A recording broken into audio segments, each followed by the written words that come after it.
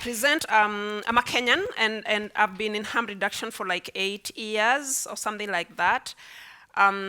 We've come from far as Kenya, and a lot of times I say, yes, it's good to have visits from one country to the other, learn from Kenya, but be careful you do not pick our mistakes.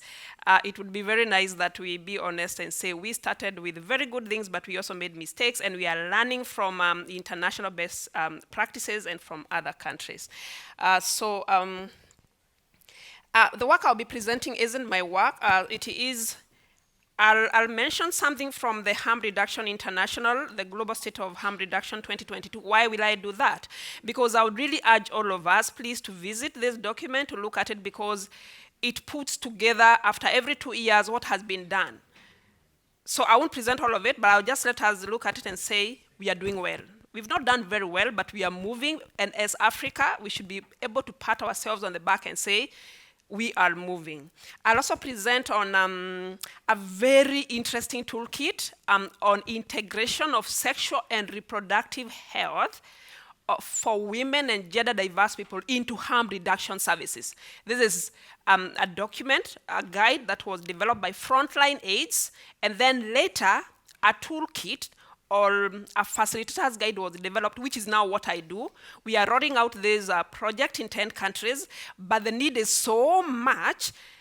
Every harm reduction service provider ought to be capacity built in integrating sexual and reproductive health services in harm reduction, and that's what we are doing. So just what I said, I mentioned about the global state of harm reduction. The most interesting part is that there are new needle seedage programs that opened between 2020 and 2022 in 5 African countries. So there was quite a remarkable progress, and it was happening in Africa. Yes, so we need, and here they are actually, Burundi. It may not be up to the standards that we would like, but this is starting to happen. Countries that would earlier on not listen to harm reduction are right now in Africa listening to harm reduction, giving civil society organizations space, giving community of people who use drugs space. So, and we need to appreciate this, because for advocacy, if you wait until you get where you want to go, we are already old. I mean, we will be old, the young ones will be old, and then you will be frustrated. We need to pat ourselves on the back and say, oh, there has been some change. Also, there has been OAT, opioid agonist therapy. There were 3 countries from Africa between 2020 and 2022 that started opioid agonist therapy programs. I'm interested in this part. It's really interesting because we have a whole 20 countries in sub-Saharan Africa that have a policy, not necessarily a policy, a government document that is mentioning something to do with, even if they don't call it harm reduction, something to do with appreciating services for people who use drugs.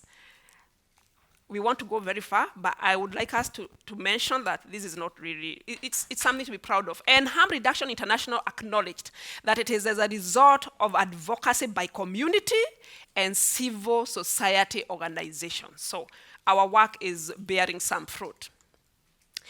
Before I go to the work that we are doing with Women and Harm Reduction International Network, I would want to mention what is happening in Kenya. There are 3 models that are really supporting women who use drugs. We have one group of lawyers. They are called Next Gen Paralegal lawyers, and what they've done, as I said earlier on, if a community member was arrested, it would be a person who is not a community member who would run to the police station and try to help out that case. Now, it doesn't happen like that in Kenya. We have pro bono lawyers that are partnering a community member with a lawyer. So if there is a case, Bernice is the advocate, I am a community member, I will be partnered with Bernice.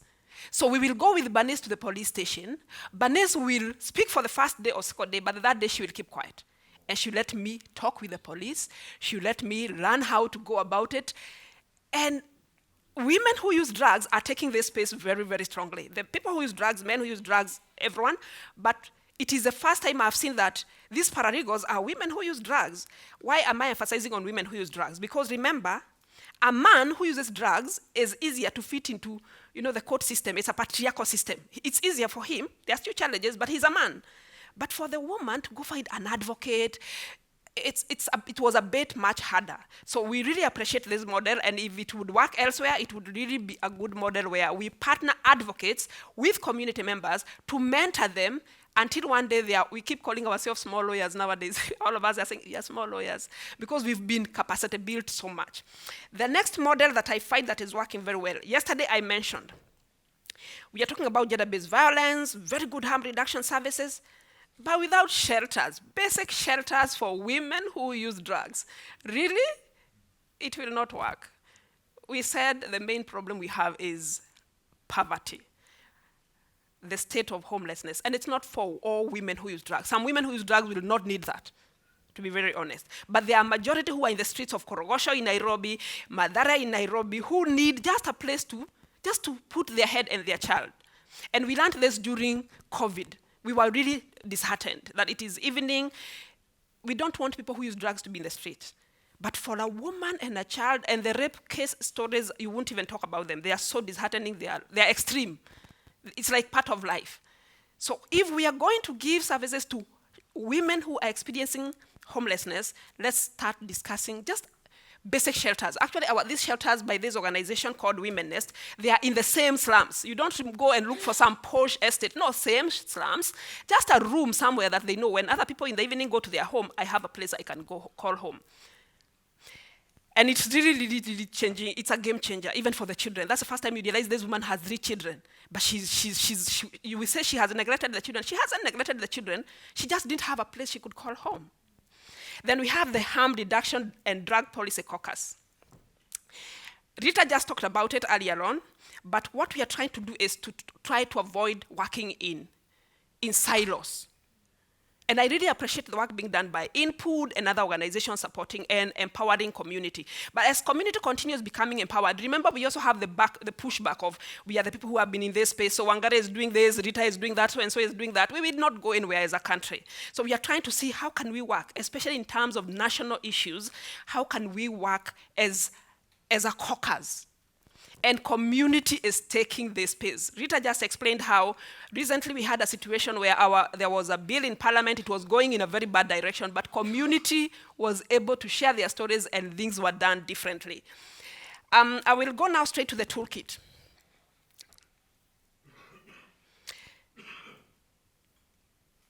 So it's a toolkit integrating sexual and reproductive health with harm reduction services for women and gender diverse people who use drugs. And it is developed by, here it is. What is the genesis? It started with this guide. The guide is developed by Frontline AIDS and Women and Harm Reduction International plus Academy of Perinatal Harm Reduction. And you can go online and find it. It's a public document. You can find it. It can be used anywhere. All we would want is let's integrate comprehensive sexual and reproductive health into harm reduction services. So after that, a facilitator's guide was developed, and this is now what I do. This is what I do currently with Women and Harm Reduction International Network. What we are doing is we are using this facilitator's guide. It is here. Let me just explain using this. Okay, maybe I could go back. Okay. So I will not explain the stigma, discrimination, we all understand. It is tailored for low and middle, like countries that are not having these services already, mostly Africa. We fit here most of the countries. So we usually pick people who are in harm reduction in decision-making positions as much as possible, because we want, after we have trained you, it's not even a training, it's a workshop. Very, very interactive. We do all of them online. We've done one in Nigeria, we have done one in Burundi, we are going to do in Mauritius, we've done in Kenya. And there's so much need. After the training in Nigeria, we were called back. Wangari, come back, because you trained 15 people. You know, you can't do more than 15. They gave us another group of 25. There's so much need, because what has been happening, I can tell you, I worked in harm reduction earlier. I used to say, hey, we give services to women who use drugs. Hey, my friend, I realized later, I don't know what you are giving. Because women come to the service and you give them needles, you give them syringes, you ask a few questions related to the women, but in terms of understanding the comprehensive package of harm reduction, I did not harm reduction, of sexual and reproductive health, I honestly didn't know. After like 6 years working in a drop-in center, I didn't know them myself. And that's why I think we need really, if you're able, if you can share this toolkit to someone else, if someone is able to support a group of 15 harm reduction service providers, let's have as many as possible understanding this toolkit. What is unique about this toolkit? The definition of a woman is in the broad sense.